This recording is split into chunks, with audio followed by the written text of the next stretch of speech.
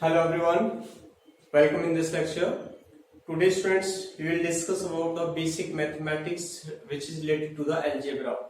In previous lectures हमने discuss किया है डिफरेंशिएशन को, इंटीग्रेशन को और ट्रिग्नोमेट्रिक पार्ट्स को और उसके बेस पर various types of numerical problems हमने सॉर्ट आउट किए हैं। आज हम डिस्कस करेंगे अलजेब्रा से रिगार्डिंग। ठीक है, तो अलजेब्रा स्टार्ट करते तो इसका स्टार्टिंग होता है क्वाड्रेटिक इक्वेशन से। अगर सपोज हमें फॉर एग्जांपल कोई क्वाड्रेटिक इक्वेशन गिवन है like this one ax² + bx + c = 0 और हमसे कहा जाता है find out the root of this equation, तो हमारे पास एक फॉर्मूला होता था x = -b ± √b² - 4ac। by using this formula we can obtain the both of the roots। ये पावर 2 है जिसके कितने रूट्स होंगे, 2 रूट्स होंगे इक्वेशन के। ठीक है, 3 होते 3 रूट्स होते। तो इस वे से हम यहाँ पे वैल्यूज निकाल सकते हैं x की। तो एक वैल्यू हो जाएगी -b +√b² - 4ac / 2a और दूसरा यहाँ एक बार प्लस साइन ले लेंगे और एक बार नेगेटिव। तो x2 = -b -√b² - 4ac / 2a। These are the two roots of the given equation। Suppose हमें कोई इक्वेशन दे दी जाए, for example 10x² - 27x + 5 = 0। Like this one is the equation और हमसे कहा जाता है find out the root of this equation। Find out the root of the equation। कैसे लिखोगे यहाँ से -b -27 तो माइनस प्लस हो गए 27 ± √b², 27 का स्क्वायर -4ac, a है 10 and c is 5 / 2a that is 20। 2 × 20 हो गया, 10 का स्क्वायर करोगे तो यहाँ से क्या ऑब्टेन हुआ 27 ± √27 का स्क्वायर करोगे तो ये हो गया आपका 729 माइनस 5 4 20 200 / 20। ठीक है, अब इसको सॉल्व कर लो वहां से। तो x = हो गया 27 ± दिस इज 529 / 20। इसका स्क्वायर रूट कितना होता है 23। इसका root of 529 is 23। so 27 ± 23 / 20। Now these are the roots. एक बार 23 को इसके साथ ऐड कर दो और एक बार क्या कर देंगे डिवाइड, तो x की वैल्यूज यहाँ से ऑब्टेन हो जाएंगी। x1 क्या होगा, ऐड करोगे तो यहाँ से कितना हो गया 50 / 20, तो 5/2 आ गई एक वैल्यू तो इसकी। ठीक है, दूसरी वैल्यू क्या आ जाएगी 5/2, एक बार सब्ट्रैक्ट कर दोगे तो 4/20 तो 1/5। x2 = आ जाएगा 27 - 23 / 20, तो ये आ गया x2 = 1/5।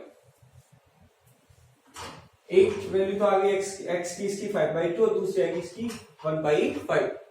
ठीक है, तो इस तरीके से हम क्वाड्रेटिक इक्वेशंस को जनरली सॉल्व कर लेते हैं। अगर सिंपल आपसे फैक्टराइज नहीं हो पा रही इक्वेशन तो आप इस फॉर्मूले का यूज कर सकते हो clear to obtain the roots of the equation. उस केस में जब क्रिटिकल कंडीशन बन जाती है तब आप ऐसा करेंगे। ठीक है,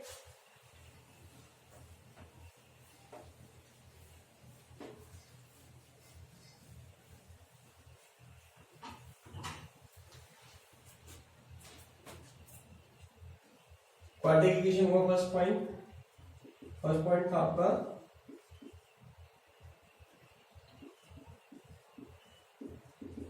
क्वाड्रेटिक इक्वेशन। सेकंड है बाइनोमियल थ्योरम। बाइनोमियल थ्योरम क्या कहती है, बाइनोमियल थ्योरम कहती है 1 + x whole power n = 1 + nx और फैक्टोरियल 1 + n × n - 1 और factorial 2 x ^ 2 + n × n - 1 × n - 2 over factorial 3 whole power x ^ 3 and so on. इस तरीके से चलती जाती है। where x is always less than 1 x की वैल्यू 1 से लेस होगी तब आप इस बायनॉमियल थ्योरम का यूज कर सकते हो। इस तरीके से वैल्यू यहाँ निकाल ली जाएंगी। 1 प्लस एन एक्स ये तो आपको पता है, इनमें तो कोई प्रॉब्लम नहीं है, लेकिन ये फैक्टोरियल 1 है, ये फैक्टोरियल 1, ये फैक्टोरियल 2, ये फैक्टोरियल 3। तो फैक्टोरियल n कैसे कैलकुलेट किया जाता है, या फैक्टोरियल 3 है यहाँ पे या 2 है, इसको कैसे निकालेंगे। फैक्टोरियल 2 की वैल्यू क्या होगी, 1 से 2 तक नंबर का मल्टीप्लिकेशन, दैट इज 2 हो गया। फैक्टोरियल 3 की बात करें तो इसका मीन्स क्या हो गया, 1 इंटू 2 इंटू 3, 6 हो गया। फैक्टोरियल 4 होता तो 1 इंटू 2 इंटू 3 इंटू 4, 2 3 6 हो जाए 24।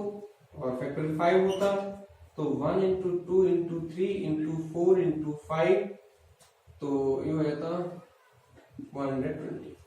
इस तरीके से फैक्टोरियल की वैल्यूज है यहाँ पे। इनको कब यूज में लेते हैं, let's understand with the help of an example. आपसे कहा जाता है find out the value of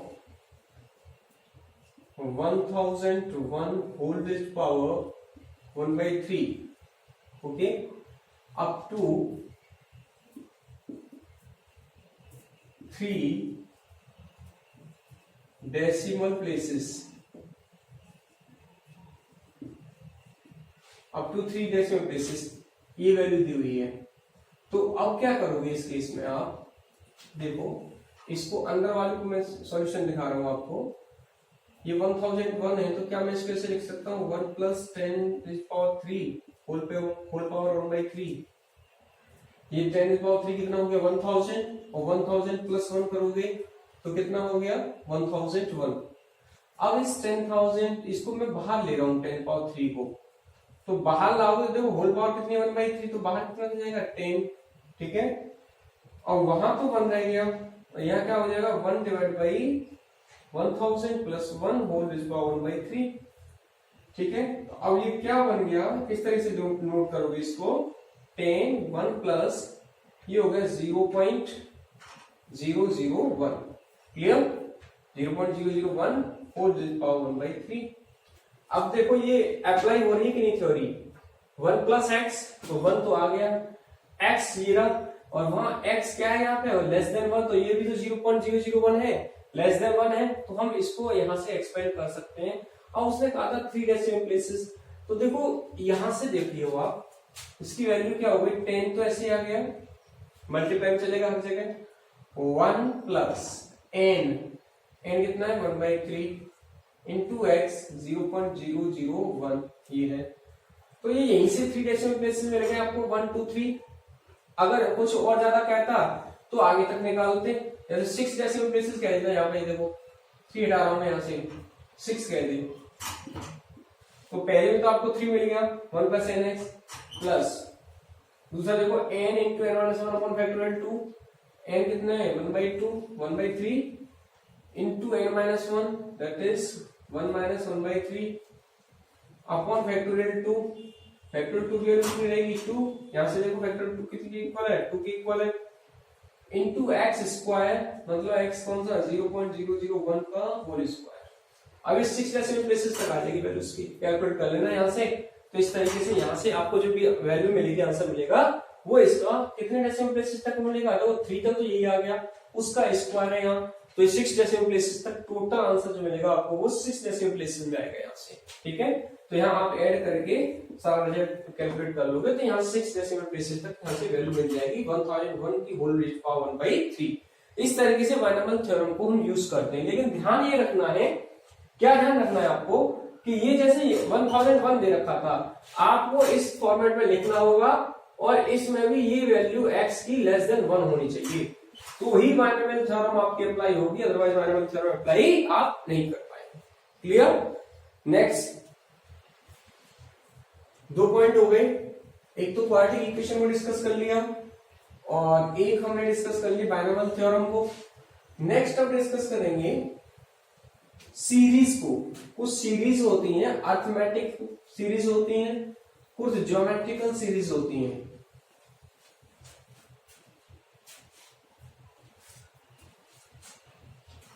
two types की सीरीज है यहाँ,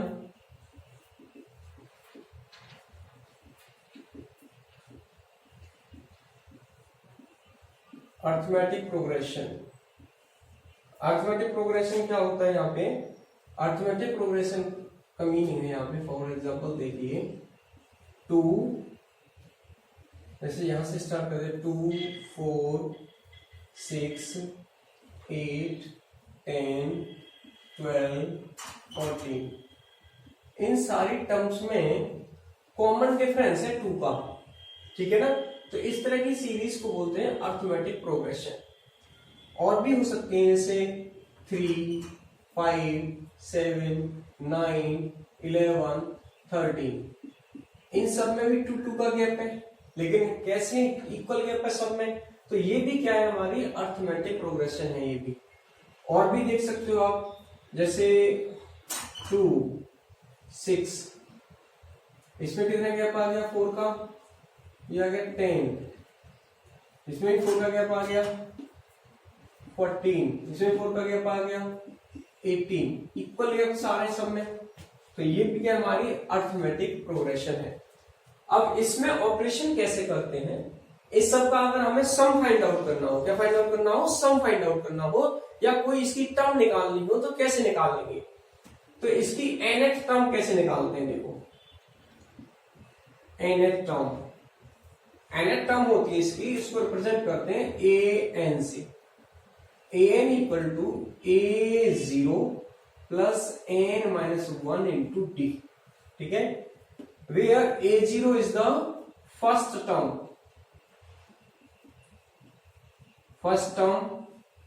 n is the number of terms, कौन सी टर्म निकालना चाहते हो? 10th है 20 है जो भी है, first term, and d common difference, common difference है d। जैसे यहां d 2 है, यहां भी d 2 है, यहां भी 2 है, इन सब में 2 2 है, लेकिन यहां d कितना है 4। इसमें से कैसे निकालोगे? d ऐसे निकालेंगे, ये है यहाँ पे सेकेंड टर्म में से फर्स्ट टर्म को हटा सब्ट्रैक्ट कर दो, d कितना मिल गया आपको 2। ऐसे यहां से d निकालोगे, 5 माइनस 3 कितना ऑब्टेन हो रहा है 2, यहां भी d निकालेंगे, 6 माइनस 2 कितना ऑब्टेन हो रहा है आपको 4। तो कॉमन डिफरेंस है। nth टर्म इस तरीके से निकाल ली जाएगी। सपोज करो यहां से हम 10th टर्म निकाल लें किसी सीरीज की, इसकी निकाल दो अब, ये वाला।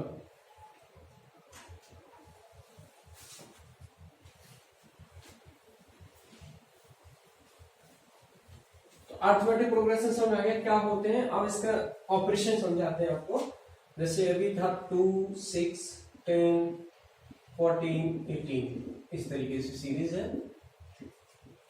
हमसे कहा जाता है find out the 20th term of this series and also find out the sum of first 20 terms of this series। Okay, तो अभी nth टर्म का फॉर्मूला बताया था मैंने आपको। तो a20 इक्वल टू क्या होगा a0 plus n minus 1। Formula क्या होता है an का, फॉर्मूला लिख लेते हैं पहले। an equal to a0 plus n minus 1 into d. a0 क्या है यहाँ पे 2 है, n कितना है 20 माइनस 1, डी कितना है 4। तो यहाँ से 2 प्लस 19 और ये हो गया 76, तो ये कितना आ गया 78। a20 आ गई 20th टर्म। क्लियर। अब सम निकालने के लिए सम कैसे निकालते हैं? सम के लिए फॉर्मूला Sn इक्वल टू यहां से a0 by Sn equal to n divide by 2 a0 plus n minus 1 into d. इस तरीके से सम निकाला है 20 टर्म का। 20 divide by 2 into a0 value क्या है 2, प्लस यहां से वही टर्म मिलेगी आपको 20 माइनस 1 इंटू 4, तो ये मिलेगा आपको 10 ये 4 प्लस 76, तो ये तो हो गया 80, 80 10 जा 800 S20 फर्स्ट 20 टर्म का सम कितना आ गया 800 की इक्वल। ठीक है, तो इस तरीके से ये अरिथमेटिक प्रोग्रेशन है, ये अरिथमेटिक सीरीज होती है, इनकी 10 टर्म्स का 20 टर्म्स का n टर्म का सम निकालना हो या कोई टर्म फाइंड आउट करनी है तो इस फॉर्मूले की हेल्प से आप ऑब्टेन कर लोगे। ठीक है, ये तो अरिथमेटिक प्रोग्रेशन है, एक होती है geometrical progression.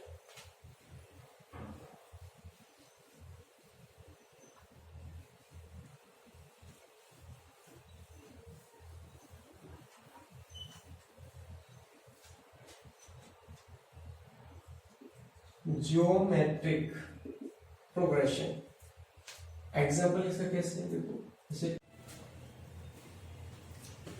Let's see the geometric progression. अभी आपने अरिथमेटिक प्रोग्रेशन सीख लिया, किस तरीके से कोई टर्म हमें निकालनी है, किस तरीके से वहां एडिशन निकालना है, एन जो सीरीज दे रखी है उसका up to n terms up to infinite जो भी आता है वो आप निकाल देंगे। ठीक है, अब देखिए ज्योमेट्रिक प्रोग्रेशन ये होती कैसे है, एग्जांपल से समझेंगे। यहाँ 2 4 8 16 32 कॉमन डिफरेंस होगा। यहाँ पे कॉमन डिफरेंस कब ऑब्टेन होगा, जब आप सेकंड टर्म को फर्स्ट टर्म से डिवाइड करोगे, मतलब उससे जो सक्सीडिंग टर्म है उसको प्रीसीडिंग टर्म से डिवाइड कर दो। ये टर्म है, इसको preceding term, just preceding term कौन सी है इसकी, ये 4, इस टर्म को इसकी प्रीसीडिंग टर्म से डिवाइड कर दो तो आपको कॉमन डिफरेंस ऑब्टेन हो जाएगा। ठीक है, कॉमन डिफरेंस यहाँ डिवाइड करने से मिलता है और वहां सब्ट्रैक्ट करने से मिलता था। ठीक है, यहाँ डिवाइड करने से मिलता है। तो कॉमन डिफरेंस कैसे फाइंड आउट करते हैं, यहाँ कॉमन डिफरेंस इसको r से प्रेजेंट करते हैं, और ये अगर सेकंड टर्म है और ये फर्स्ट टर्म है like this one a1 divide by a0, इस तरीके से। अगर इस तरीके से नहीं लिखा आपने, ऐसे लिखा है ये फर्स्ट और ये सेकंड, इस तरीके से a2 divide by a1, common difference आपको ऑब्टेन हो जाएगा। ठीक है, अब सम निकालने की फॉर्मूलाज देखो, यहाँ sum to obtain the sum of the series. जैसे ये सीरीज ऐसे होती है 2 plus 8 plus 16 plus 32 dot dot. अब इसमें क्या देता, इफ दिस सीरीज है the 20 term then find out the sum of this series. ये सीरीज के 20 टर्म्स हैं तो इस सीरीज का सम निकालिए आप। If this series have 20 terms, इसमें 20 टर्म्स हैं, then find out the sum of the series। Sum निकालिए। तो देखो सम निकालने के मैं पहले आपको प्रोसेस बता रहा हूं, सबके फॉर्मूलाज क्या है। यहाँ पे एस से रिप्रेजेंट करते हैं, इसका फॉर्मूला है फर्स्ट ए, जो फर्स्ट टर्म है उसकी a1 अगर लिखा तो a1 1 minus r to power n 1 minus r if r is less than 1। अगर r लेस देन 1 है तब तो ये फॉर्मूला फॉलो करेंगे, और r अगर ग्रेटर देन 1 है तो हम ये फॉर्मूला यूज करेंगे r को minus n whole power r minus 1 if r is greater than 1। n terms के लिए sum of infinite terms can be written as Sn equal to a over 1 minus r। यहां भी ये apply होगा, if r is less than 1 है तब तो 1 minus r, और अगर r इज ग्रेटर देन 1 है then r minus 1 if r is greater than 1। Clear? तो ये सम फाइंड आउट करने के फॉर्मूलाज हैं ज्योमेट्रिकल प्रोग्रेशन की। तो यहाँ r कितना आ रहा है, यहाँ पे सॉल्यूशन में देखें, ये r की वैल्यू क्या है 2। ठीक है, तो r इज ग्रेटर देन 1 और नंबर ऑफ टर्म्स भी दे रखी हैं, तो इनफाइनाइट वाला तो लगेगा नहीं, ये तो कैंसिल हो गया, और r ग्रेटर देन 1 है तो ये वाला फॉर्मूला अप्लाई होगा यहाँ पे। तो वी नो, r की वैल्यू तो लिख दिया आपने, आप जानते हैं we know Sn equal to a1 into r common n minus 1 into r minus 1 divide में चला जाएगा। तो यहां से क्या आ गया, Sn इक्वल टू a1 कितना है 2, आर कितना था वो भी 2 है, पावर कितनी हो गई 20 minus 1 whole divide by 20 minus 1। इसको सोल्व कर लेंगे और आपको यहां से इसका आंसर ऑब्टेन हो जाएगा इस फॉर्मूला की हेल्प से। क्लियर है? तो इस तरीके से हमें यहाँ सम मिल जाएगा। कितनी टर्म्स वो दे दे तो आसानी से हम यहाँ पे सम फाइंड आउट कर लेते हैं उसका। क्लियर? अगर ये सीरीज इनफाइनाइट के लिए चली जाती तो इस फॉर्मूले को यूज कर लेते यहाँ पे, इससे ऑब्टेन कर लेते।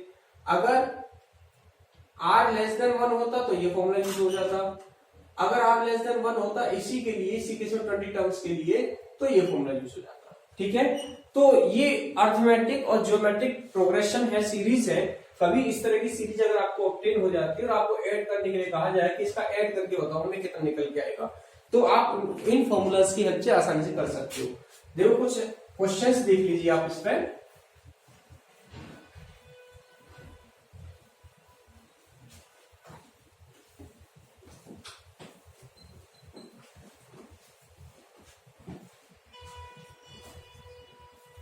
जैसे आपसे कहा जाता है find out the sum of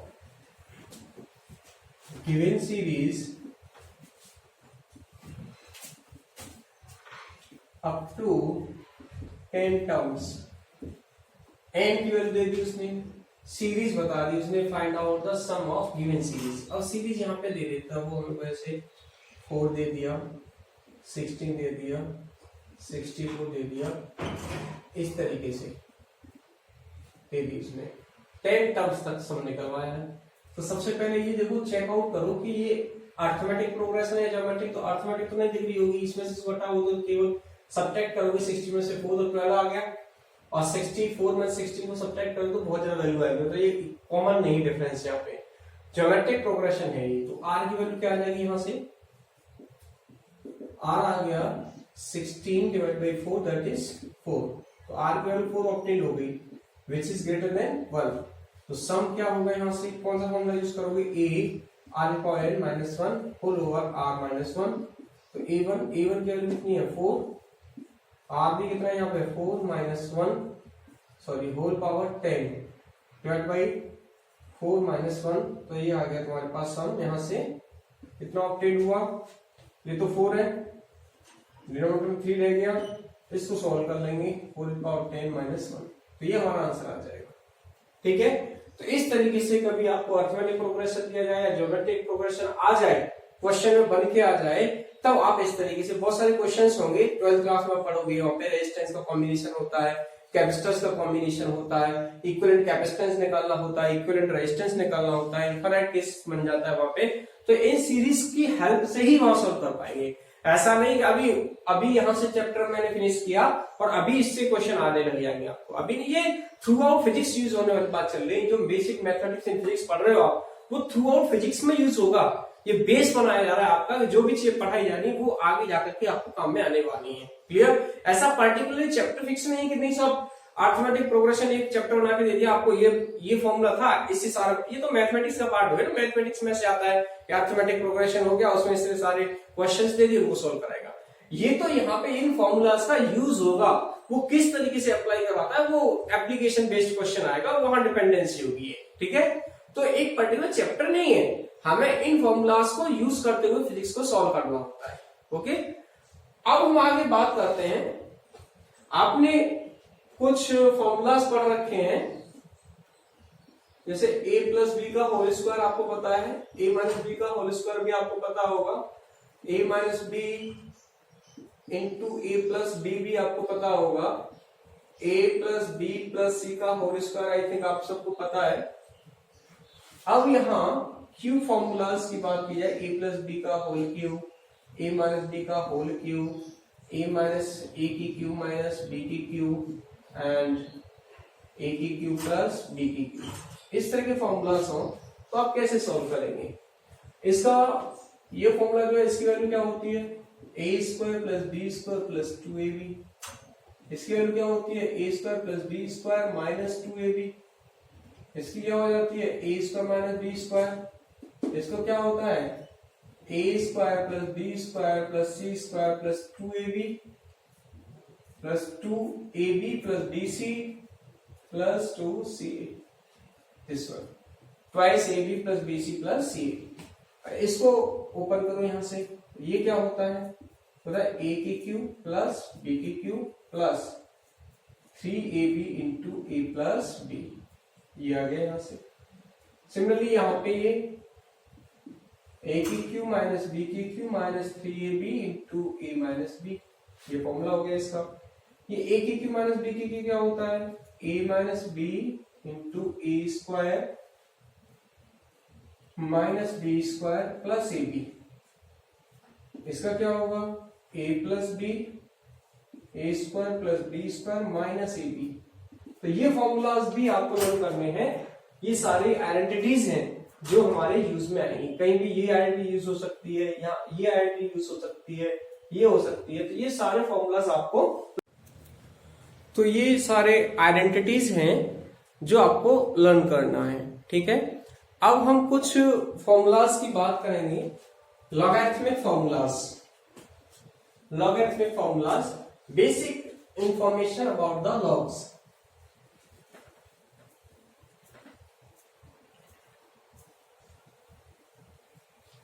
कुछ लॉग के फॉर्मूलाज हैं।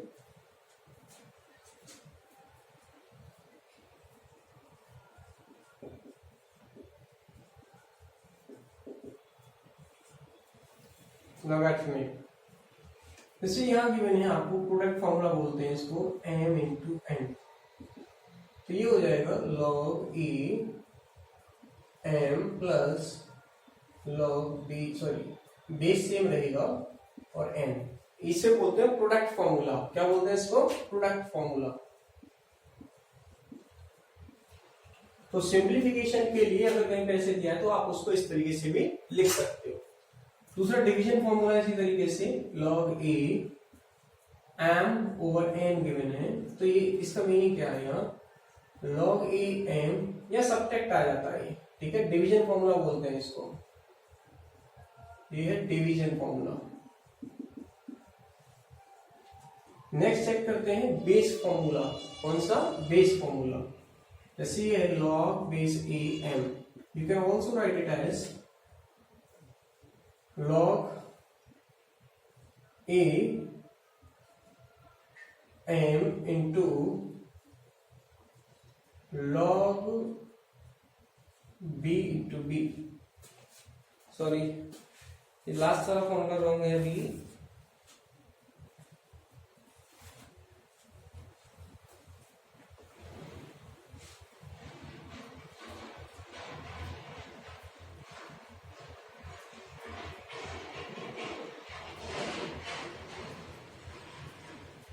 नेक्स्ट फॉर्मूला देखें, log a m, ये ऐसे है। You want to change the base of this log, तो इस तरीके से चेंज कर सकते हैं। लॉग बेस भी कर दिया और ये एल्जेब्रा हो गया, और यहाँ लिख लेंगे ये वाला बेस और ये लॉग बी। इसको बोलते हैं बेस फॉर्मूला या बेस चेंज फॉर्मूला। तो ये फॉर्मूलाज आपको लॉग में जहां भी लॉग की वैल्यूज आ जाती हैं वहां पर आप इनको यूज करेंगे, ठीक है। कुछ अब ग्राफ्स के बारे में थोड़ा सा स्टडी कर लेते हैं। ये लॉगरिथमिक फॉर्मूलाज हैं, कुछ ग्राफ्स के बारे में डिस्कशन करेंगे आपसे। यहाँ सिंपल सिंपल ग्राफ्स हैं कुछ, उनके बारे में इंफॉर्मेशन थोड़ा सा हमें होना जरूरी है। वैसे तो आपको 10th क्लास में मैथमेटिक्स में पढ़ा दिया जाता है, लेकिन फिर भी यहाँ मैं आपको एक बार बताऊंगा।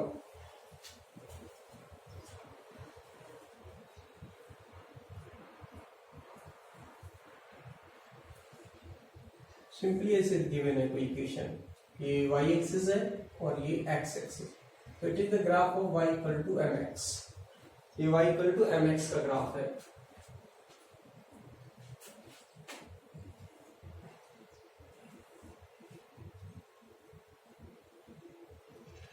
आपको इस तरीके से इक्वेशन गिवन है यहाँ पे।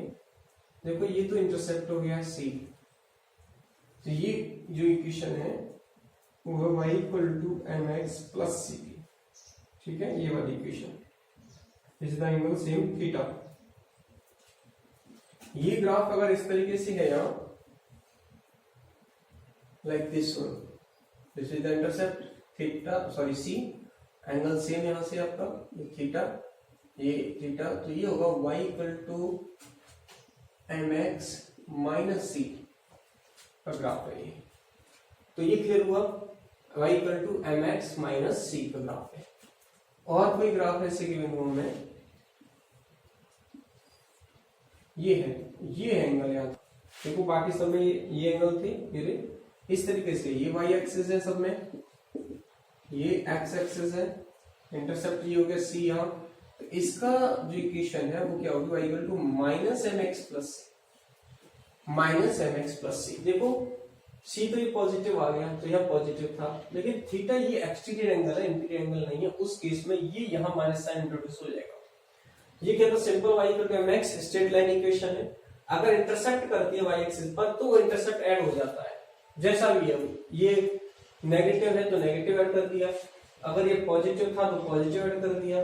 अब ये पॉजिटिव इंटरसेप्ट तो पॉजिटिव है, लेकिन ये जो टेंजेंट है यहाँ, वो टेंजेंट कैसी है, नेगेटिव है। तो वैसे भी आप देख लो, ये थीटा है, टेन थीटा बोलते हो इसको, तो थीटा 90 से ग्रेटर है, और 90 से ग्रेटर तो कहां चला जाएगा, ये सेकंड क्वाड्रेंट पे चला जाएगा, और सेकंड क्वाड्रेंट में टेन की वैल्यू कैसी होती है, नेगेटिव होती है। तो इस वजह से ये नेगेटिव साइन यहाँ इंट्रोड्यूस हुआ है।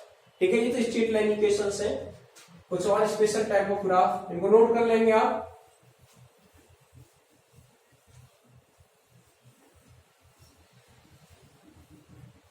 पैराबोला के ग्राफ्स है कुछ,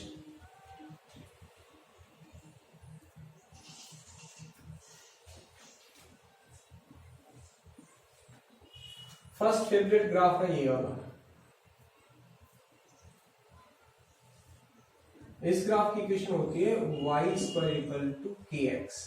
एक्स है ये y एक्सिस, ये ओरिजिन है, क्लियर। अब ये इस तरफ है, सेम है, यहां से टच हो रहा है, ये 0 एक्स एक्सिस और ये y एक्सिस। इसकी इक्वेशन होती है y square equal to minus k x. Okay, अब ये ऐसे है, ओपनिंग इसकी y एक्सिस पर है, अपवर्ड डायरेक्शन में, ये x है यहाँ, तो इसकी इक्वेशन क्या होगी यहाँ, इसकी इक्वेशन है x स्क्वायर इक्वल टू के वाई। ठीक है, इसका जस्ट रिवर्स है। ये सारे सिमेट्रिक पैराबोला है, सिमेट्रिक पैराबोला। ये सिमेट्रिक पैराबोला x एक्सिस के अलोंग है, ये भी x एक्सिस के अलोंग है, लेकिन नेगेटिव x एक्सिस पर है। वो सिमेट्रिक है along the y axis, positive y axis, और नेगेटिव y एक्सिस में इसकी क्या इक्वेशन हो जाएगी, सिमेट्रिक का मतलब समझते हो, एक जैसा, आधा आधा दोनों तरफ कट जाए, वो होता है सिमेट्रिक।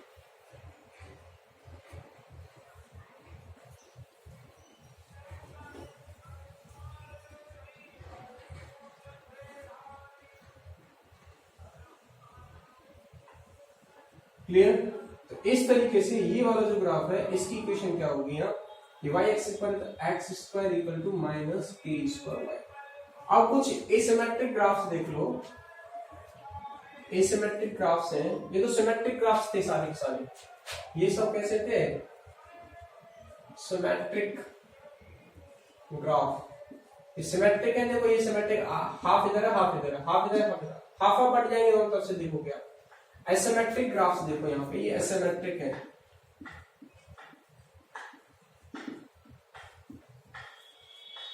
ये आपको बाद में काम में आने वाले सारे ये। तो इसकी इक्वेशन क्या है, ये y एक्सिस है और ये x एक्सिस है। इक्वेशन होती है y इक्वल टू इसकी यहाँ पे ax plus bx square. Clear. दूसरा एक और एसिमेट्रिक ग्राफ, ये नोट हो गए। एक और एसिमेट्रिक ग्राफ इसको हटा रहा हूं यहां से। मैंने कितने ग्राफ बना दिए, 1 2 3, 1 2 3 4 हो गया था, ये 5th, और अब ये 6th देखिए। 6th वाला सिमेट्रिक ही है, y एक्सिस और ये x एक्सिस। ठीक है, कौन सा है, एसिमेट्रिक।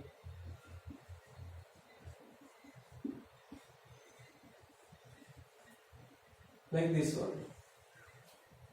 इसकी इक्वेशन क्या है, y equal to a x minus b x square. इसकी ये इक्वेशन है। ओके, थोड़ा लाइट होने लग गया होगा, इन डाल लेते हैं मार्कर में। तो ये ग्राफ्स आपको क्लियर हो गए, इन ग्राफ्स की ये इक्वेशन है। ये सारे ग्राफ्स की इक्वेशन जनरल है और ये आपको लर्न रखनी है, क्योंकि ये बहुत सारी जगह पे यूज में आएंगी और वहां डायरेक्टली आपको ये पता होना चाहिए ये किसकी इक्वेशन है। तो इतना ही आपके लिए जरूरी है, बाकी किस तरीके से आई है, क्यों है, ये सब ऐसा क्वेश्चन यहाँ पे आपके लिए नहीं है।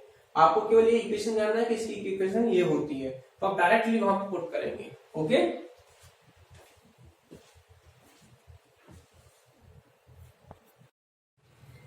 तो यहाँ पर ये आपने पैराबोला के ग्राफ्स देखे हैं और पैराबोलास के ग्राफ्स की इक्वेशंस आपको यहाँ बताई हुई है।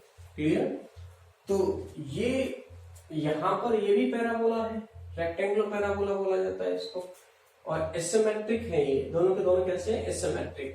तो ये पैराबोलास के ग्राफ आपको बता दी गई।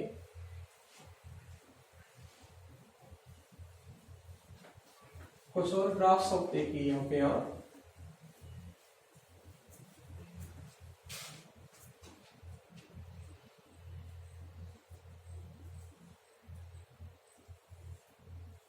एक्स एक्सिस और ये वाई एक्सिस, इस तरीके से ग्राफ के बिना इसकी इक्वेशन होती है। तो कोई ऐसे नहीं है, ये एक्चुअल में इस तरीके से जा रहा है, ना तो एक्स से टच हो रहा है एक्स एक्सिस से और ना ही ये वाई एक्सिस से टच हो रहा है। तो इसकी इक्वेशन होती है x y equal to constant, और इसको कहते हैं रेक्टेंगुलर पैराबोला। पैराबोला ये रेक्टेंगुलर पैराबोला का ग्राफ है। एक्सपोनेंशियल ग्राफ तो आपको पता ही है, ये एक्स एक्सिस हो गया और ये वाई एक्सिस है, ओरिजिन। इस तरीके से अगर कहीं पे ग्राफ है y equal to e raise power x, exponential graph है ये, ठीक है। एलिप्स का ग्राफ देखो इस तरीके से, ये वैल्यू देखो, दो एक्सिस होते हैं, एक होता है मेजर एक्सिस और एक माइनर एक्सिस। ये है सेमी मेजर एक्सिस और ये माइनर एक्सिस। ये वैल्यू होती है ए और यहाँ ये वैल्यू होती है बी। इसकी इक्वेशन किसकी इक्वेशन है ये सॉरी ग्राफ किसका है, एलिप्स का। एलिप्स है ये, इक्वेशन क्या होती है, x square upon a plus y square upon b equal to 1।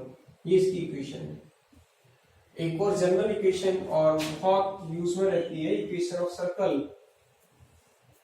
ये होता है x square plus y square equal to 1।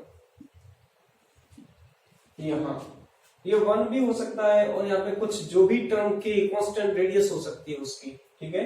तो x square plus y square equal to 1, these are the general equations. ये सारी general equations हैं हमारी। तो इस तरीके से आप लिखेंगे। अगर कहीं पे कोई ग्राफ आपको देखने को मिल जाए इस तरीके का, तो ये हो गया यहाँ पे, ये एक्सपोनेंशियल का हो गया, ये एलिप्स का हो गया और ये सर्कल का। अगर देखो सर्कल में ये रेडियस आपकी ए है, तो यहाँ पे क्या होगा, अगर ये 1 नहीं हो तब ये क्या होगा, ए स्क्वायर, ठीक है। अब ये कुछ ही वैल्यू हो सकती है, 2 हो सकता है, 3 हो सकता है, 4। 1 के लिए तो यहाँ पे मैं लिख दे सिंपली 1 हो। अब अगर कोई कांस्टेंट हो यहाँ पे जैसे 2, 3, 4, 5, तो उसका स्क्वायर होगा, ये x square plus y square equal to a square.